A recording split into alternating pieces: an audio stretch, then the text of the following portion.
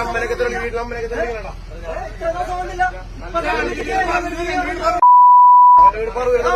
വണ്ടിക്ക് മോത്ത് കടിച്ചിട്ട് അവനെ മോത്ത് കടിച്ചിട്ടാ എന്റെ 2 പേരത് കടിച്ചിട്ടുണ്ട്. കണ്ടക്ടർ തല വണ്ടി കാണാൻ വയ്യാണ്ടിരിക്കണേക്കാണ് കണ്ടക്ടർ വേണ്ട വലിയത് കണ്ടക്ടർ വേണ്ട